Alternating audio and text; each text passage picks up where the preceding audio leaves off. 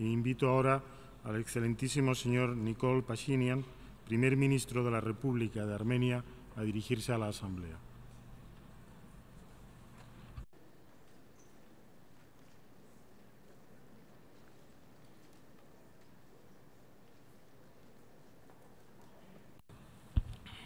Thank you. Mr. President, Excellencies, ladies and gentlemen, it is a great honor to address Nelson Mandela Peace Summit that marks the centennial anniversary of this iconic political leader. Mandela's image symbolizes peace and human dignity, embodying struggle and compassion at the same time. His name is deeply rooted in our collective memory as a pioneer for the fight against racism and discrimination, strong advocate of justice and equality. Ladies and gentlemen, it was only half a year ago when the people of Armenia rejected fear and injustice and went out to the streets to protest for their fundamental rights, freedom, and dignity.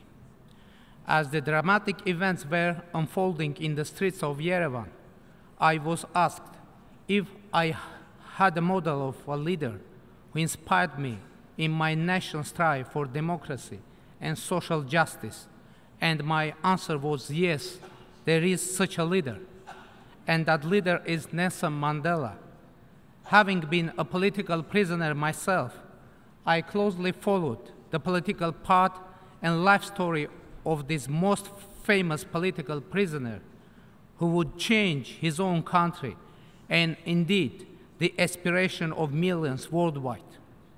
As Mandela said on one occasion, I learned that courage was not the absence of fear, but the triumph over it. The brave man is not he who does not feel afraid, but he who conquers that fear. Mandela's book, The Long Walk to Freedom, was with me during my imprisonment and to a great extent influenced my conscience and motivated me to embark on my own long walk to freedom through prison and persecution, through struggle against injustice across the towns and villages of my country. In the true spirit of Mandela's ideals, our movement became known to the world as Armenian Nonviolent Velvet Revolution of Love and Solidarity. And now, months after our people's success, I stand here at the high rostrum of this summit as the head of modern Armenian government to celebrate the legacy of this great person whose courage and determination serve as an example for others around the globe. Ladies and gentlemen, I come from a region where unfortunately bloody conflicts, corrupt system of governance, animosity between the people often overshadow wisdom and the need for peaceful coexistence.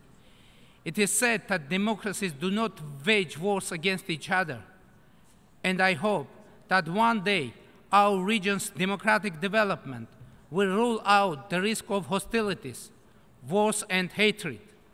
Armenia has firmly embarked on this path and strongly stands for regional peace, stability, and reconciliation. Ladies and gentlemen, this summit provides us with yet another opportunity to reflect on the reasons of why the humanity to this day is not immune from the scourge of discrimination, intolerance, xenophobia, persecution, and crimes against humanity.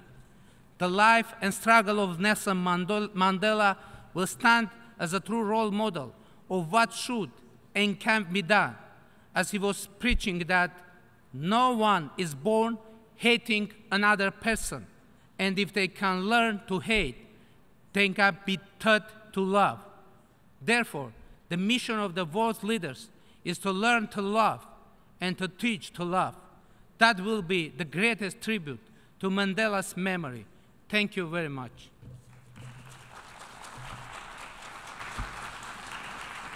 Doy las gracias al primer ministro de la República de Armenia por su declaración.